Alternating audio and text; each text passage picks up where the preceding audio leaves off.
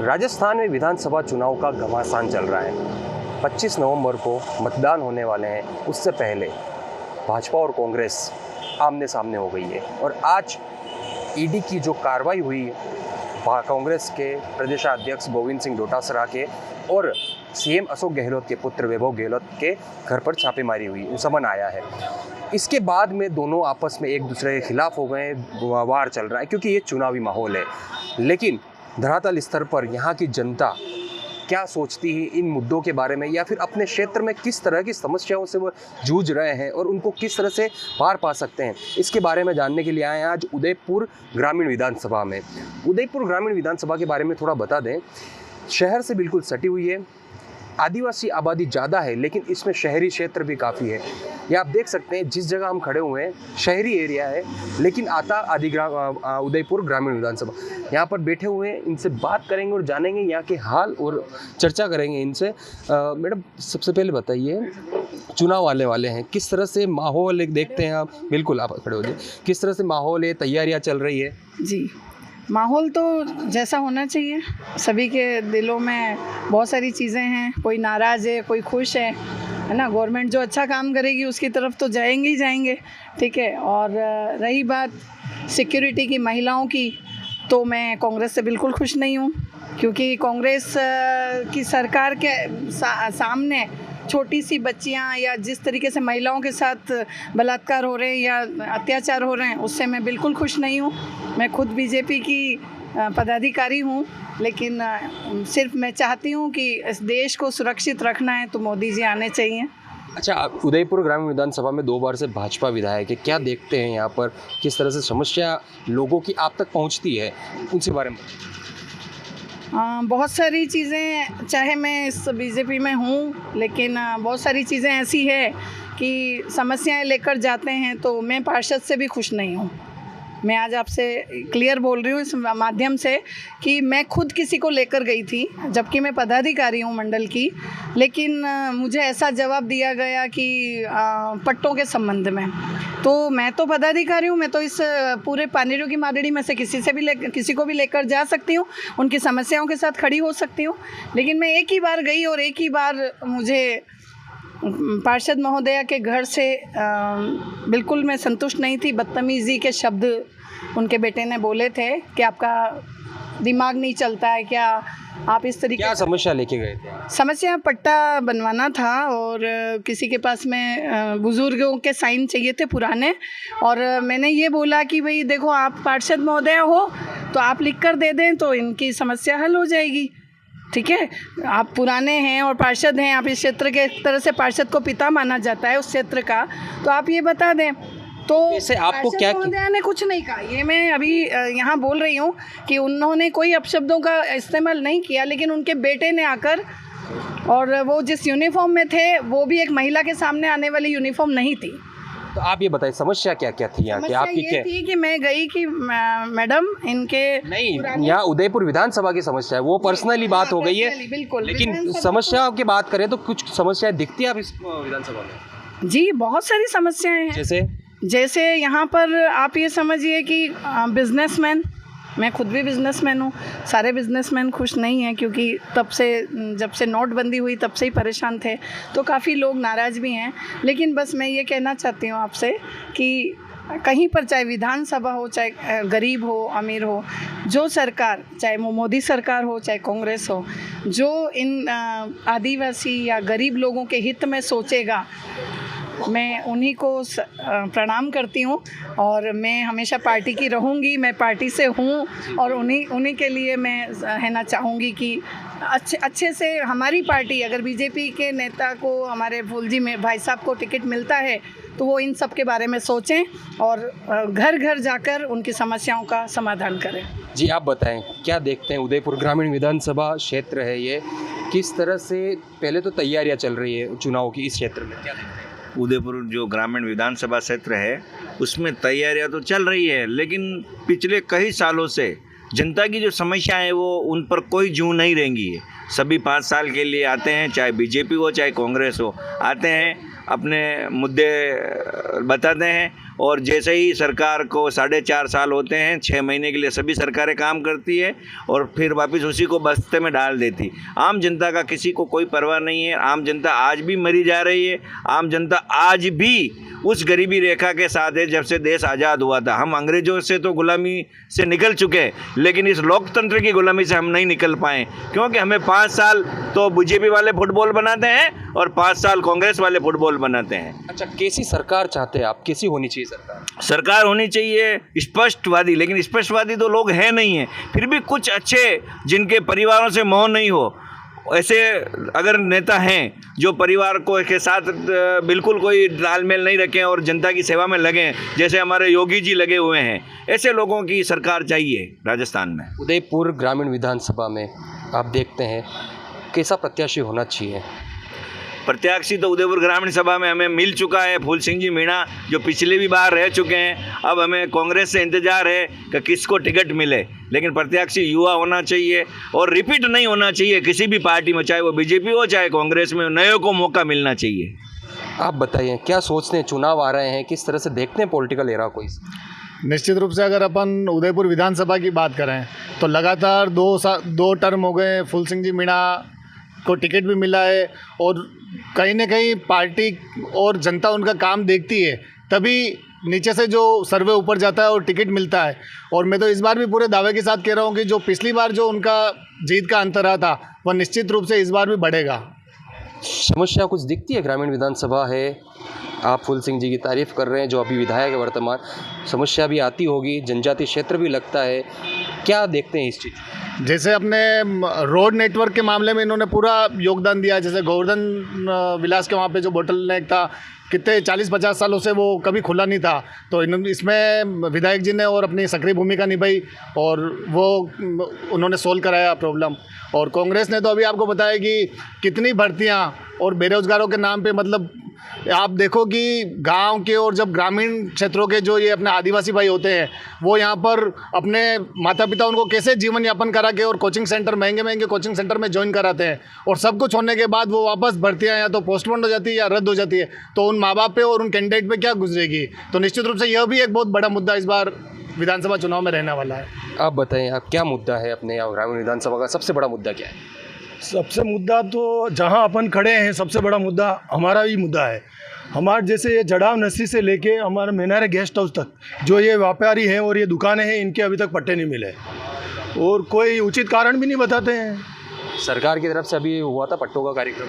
हाँ, पट्टों का हुआ, पर हमने पहले गए बार जब चला था पट्टों का अभियान, तब हम लोगों ने फाइलें भी जमा कराई, तब अचानक बंद कर दिया और पट्टे दिए नहीं, अभी तक नहीं दिए। अच्छा, हाँ बताएं।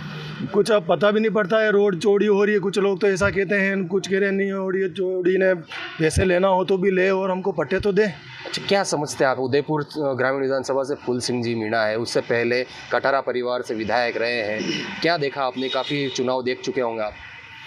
नहीं, फूल सिंह जी का जो फर्स्ट टर्म था वो तो बहुत अच्छा था, सर्वश्रेष्ठ था, पर इस बार थोड़ा सा कमज़ोर मैं इसलिए मानता हूँ कि वो बीजेपी से बिलोंग करते हैं और शासन कांग्रेस का है, तो शायद उनको सपोर्ट नहीं मिला होगा, तो इस हिसाब से थोड़ा कमज़ोर। इससे पहले कटारा परिवार की तरफ से भी विधायक रहे हैं, उसका मुझे ज़्यादा ध्यान नहीं है। चलो आप बताएं सर, आप किस तरह से देखते हैं विधानसभा चुनाव को और यहाँ के मुद्दों को?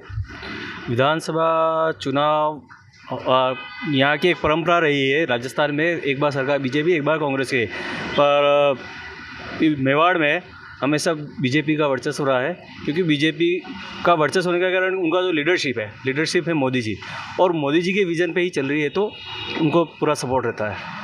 अच्छा, अब एक सबसे बड़ी बात आपसे पूछना चाहेंगे, आपसे वापस से ईडी की कार्रवाइयाँ हुई है अभी गोविंद सिंह डोटासरा के ऊपर, प्रदेशाध्यक्ष कांग्रेस, और वैभव गहलोत, क्या समझते हैं वाकई में कार्रवाई सही है? क्योंकि सीएम भी प्रेस कॉन्फ्रेंस कर चुके हैं। देखो, कार्रवाई तो कहीं ना कहीं कुछ ना कुछ काम गोरख धंधे किए होंगे तभी कार्रवाई हुई है। हाँ, दाल में काला उठता है और निश्चित रूप से क्या है कि ये एक ऐसे समय में हुई है तो लोग इसको एक दूसरे एंगल से देख रहे हैं कि चुनाव के कारण से इसमें किया गया है, लेकिन गोरख धंधा हुआ है और इसलिए उस पर जो भी इसमें दोषी हो, ईडी ने उसी सही हो रही है कार्रवाई, तो बिल्कुल सही हो रही है। भ्रष्टाचार किया तो कुछ नहीं साहब, चुनावी मुद्दा है। ईडी मोदी जी के घर की दुकान है, कभी भी खोल लेते हैं और बाबा उसको टीडी दल होता है ना, वैसे भेज देते हैं। सीएम ने भी इसके लिए प्रेस कॉन्फ्रेंस की है। तो सीएम तो करेगा, बेचारा परेशान है, उसको काम ही नहीं करने देते हैं। वो जानेंगे हम। आप बताइए, आम आदमी से बात करेंगे। चुनाव आ रहा है, सरकारों को किस तरह से देखते हैं आप, किस तरह से वोट देने जाएंगे? दोनों एक जैसी है सरकारें तो, जैसे जैसे ही है। ये कोई हमारे घर पे अनाज भेजेंगे नहीं, वो भेजेंगे नहीं, ठीक है। हमें हमारा वोट देना है, तो वोट देने का वादे करते हैं लंबे लंबे। लेकिन निर्वाचन विभाग से ये भी तो बताया जा रहा है कि वोट दो तो सोच समझ के दो। सोच समझ के जब देना है, हम सनातनी है, सनातन को देंगे। लेकिन सनातन की तरफ से देंगे तो क्या प्रत्याशी रहेगा, क्या आप सोचेंगे? सनातन का इशू आता है तो प्रत्याशी कोई भी हो, XYZ, प्रत्याशी से कोई लेना देना, सनातन सनातन है। अच्छा, मतलब सनातन देख के ही आप जाएंगे? कैसे पता चलेगा इस चीज़ का? कांग्रेस में भी तो सनातन लागू करते हैं। इनके मुंह से एक भी निंदा या कोई कमेंट्स ऐसा आया हो कि सनातन पे कहीं कोई ऐसी आपत्ति आई है और इन्होंने उसका निंदा की हो, तो जो निंदा करेगा उसी पार्टी के पक्ष में जाएंगे। बिल्कुल सही है। आप बताएं, आप बोलेंगे सर, क्या है विधानसभा चुनाव को लेकर? विधानसभा चुनाव में फूल जी बहुत अच्छे कैंडिडेट है वैसे तो बीजेपी के। कटारा फैमिली में इन्होंने एक बार तो सज्जन कटारा को दिया था टिकट, वो भी हार गई थी। उसके बाद में इन्होंने देखा कि भाई बच्चे को दे देवे, तो विवेक कटारा को भी इन्होंने टिकट दिया, तो वो भी हार गया। तो अब की बार ये टिकट क्या पता किसको दे, ये तो पता नहीं, लेकिन फूल जी यहाँ मजबूत स्थिति में है। बिल्कुल सही। आप और जानेंगे, आप मैडम से पूछेंगे। मैडम, आप बताएं, क्या समझते विधानसभा चुनाव आ रहे हैं, किस तरह से देखते, कौन सी सरकार सही लगी आपको? क्या?